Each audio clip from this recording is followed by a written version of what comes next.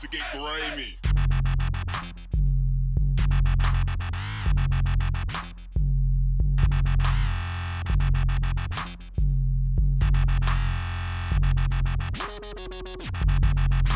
SpectrumVida. I'm Guillermo Cita alongside Alex Ramirez and Albert Cita. That was my what is it? A Dukin? Which reminds me, have we told our epic Street Fighter battle? Maybe we'll say that for another time. Say that for the video game. No, we just talked about Dukin. I think it's a good time. Well, and then Albert and I, we should play Street Fighter all the time. I think I would pick Ryu because everybody's good with Ryu. And I pick Ken. Because just like Ken, I'm from Hollywood, you know what I'm saying? Well, how'd it go? I won the first round, right? Yeah, so you killed me in the first round. He with Ryu versus Ken, he killed me. And then the second round, it was looking like the first round. And I button smashed the heck out of it. And I was just busting my roundhouse. Admit that you're a I was busting my roundhouse kick left and right. Smashers. We tied it up 1-1. We get down. Yeah, I end up beating them. It's 1-1. The last match is going back and forth, and just it gets down to like the last bar for both of us, and almost like we planned it out. You go for the uppercut. I think I uppercut and you go for the spinning kick. Yeah, I go for the spinning kick and he goes for the uppercut. It lands at the same time. Double knockout. We dropped the control and never played again. Still haven't played Street Fighter since. It was pretty epic. It doesn't get more epic than that. Enough for us to tell the story over and over and over again. It's even more epic when two amateurs are playing Street Fighter. Hey, whoa. It's just like, like somebody's good at Street Fighter when they don't pick Ryu because everybody picks Ryu. Yeah. Everybody's good with Ryu. I know. The same thing with Mortal Kombat. Everyone picks Sub-Zero. Or Scorpion. Scorpion, yeah. But anyways, so, gentlemen, what are you guys going to talk about today? As you see my shirt, I am rocking Daniel Bryan, or Bryan Danielson, like the way I like to call him. That's his real name. He did release his book entitled, Yes, My Improbable Journey to the Main Event of WrestleMania. Just not that I don't like to read, because I read, guys. I read. I actually got the audiobook, but only for one reason.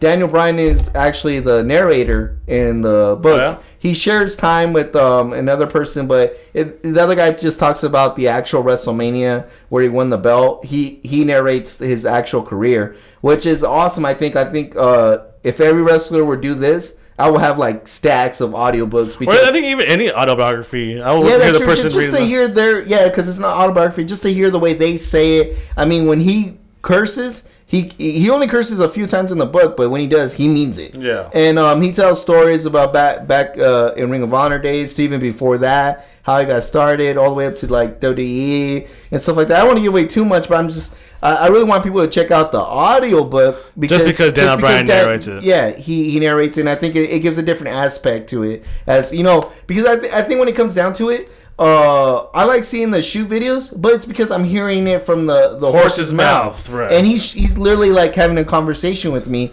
And what's better than that? A guy actually telling me his life story, which I care about. Just whispering into your ear, you like that or what? Yes. I know sometimes I put it just me. It almost feel like it's just me and Bryan Danielson just chilling together. Daniel Bryan. Look, Bryan Danielson, Daniel Bryan. Get it right, Guillermo. But it almost feels like me and him are just having a conversation. He's just talking about good old times. The good old times. No, I see Guillermo here is on his phone right now. Oh, sorry. Once you guys start talking wrestling, that's too much for me. Come on. I zone out. I'm actually. Now you know we're talking about EDM. So let me switch gears then. I did go see Dragon Ball Z Resurrection F, which the F stands for Frieza.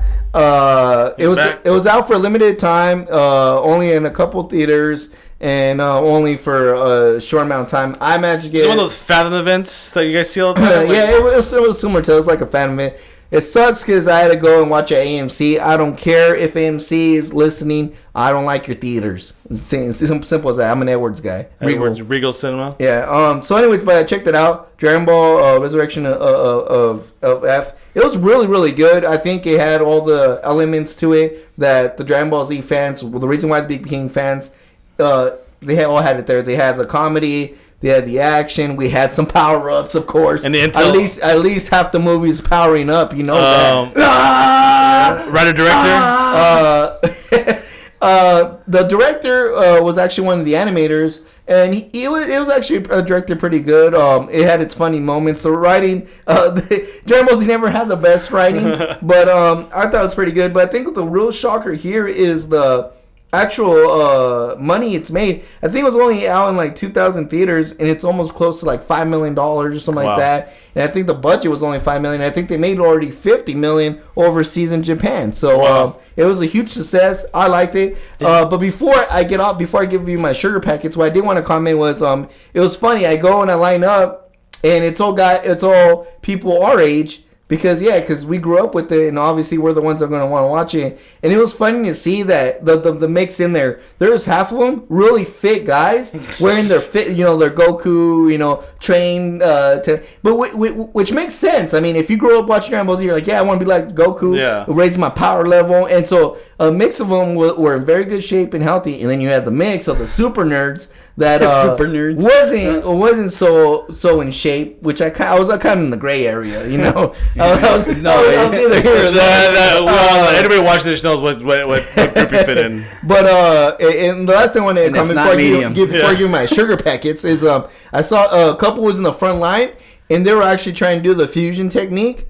And if that's not love, I don't know what love is. But they did not execute it perfectly. I'll tell you that right now. I was watching. Isn't that every man's goal in life, just to find somebody to use a fusion? Yeah, but at a sugar packet, it's a 4.5. Oh, Dragon Ball. Solid 4.5. If you're an anime fan, you gotta watch it. If you're a Dragon Ball Z fan, gotta watch it. Some good action. Like always, it could have used more Vegeta. But it's not in theaters anymore, so now I can't check it out. No, well, obviously it's gonna come out on DVD. That's what I'm saying. Well, I gotta wait for DVD. Check out the DVD. Funimation. Did you guys ever watch that YouTube video of that guy powering up at random places? Yeah, the random places one. Yeah, I didn't really like them. I thought you were talking about the kid. He said like, "I believe in anything, and I believe I could turn Super Saiyan." And he just tries powering up, like legit powering up. And I haven't seen that one. I'll check that one out for sure. He almost like faints, I think, trying to power up so hard. But then people got a hold of it, and then obviously they added some graphics to it and stuff like that. It's pretty funny. Check it out. It's on YouTube. I saw the other one with random places. That was alright.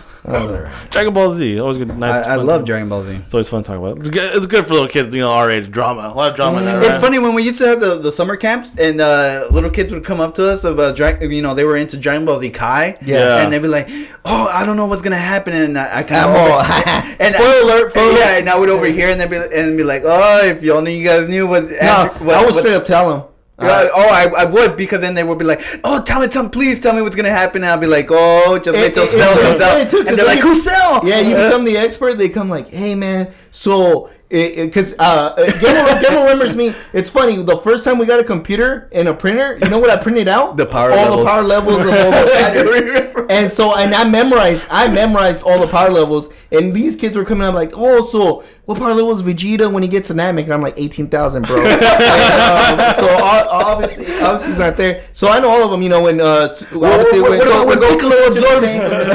When Raditz was there, he was 1,000. Goku was like 700, and he was like 800, and I think Piccolo was like 800 too, or 600, and then Raditz was 1,200 and stuff like that. But yeah, I even memorized the power levels. It was pretty cool. When Vegeta first dropped by to Earth, I think he was only like 12,000, and he ended up at 18 when he ended up in Namek. So yeah, that was. And remember, I used to have I had every character's power. You know what I really? So I had a little stack, and I'm telling you, I memorized everything. And he used to watch me look at the numbers, and I studied it. And you know what really sucks is that I used to love Miller's Outpost because it was right by our house, and you can buy the Dragon Ball Z T-shirts. Oh yeah, my goodness, do I miss my Dragon Ball Z T-shirts? And it was Anchor Blue, and then it closed down, right? Yeah. So right now, Hot Topic has a Dragon Ball Z, but it's not the same. Our Dragon Ball Z T-shirt game was up to par. I used to bust up some Dragon Ball Z shirts that made people envious. Like, bro, where'd you get that one? And of course, I would not say where I got my stuff. Dragon Ball Z, good old days. I wish I would have kept some of those shirts. Would they still fit you?